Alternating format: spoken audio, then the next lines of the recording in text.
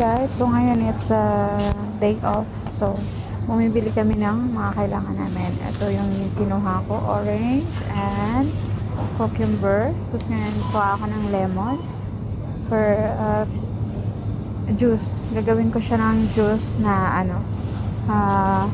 mint and lemon. Kasi favorite ko yun guys.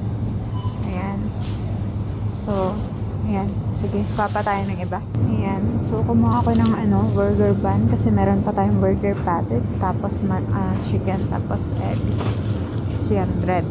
So, ayan guys. Kumuha ako ng sweet potato. Gagawin ko siyang turon. So, ayan guys. Bili tayo ng sibuyas kasi wala na kami sibuyas doon. Actually guys, mas talaga. Mas mura dito yung sibuyas kesa sa Pinas. So, sabay gano'n na yun. Mas mura talaga siya dito.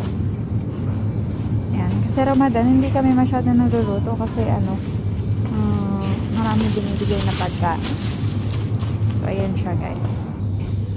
Actually guys, favorite ko talaga yung avocado. Kaso yung avocado nila, hindi pa siya ready. So, ayan. Maghanap na lang tayo ng ibang fruits. So, ayan na guys, lahat yung mga pinamili namin ngayon.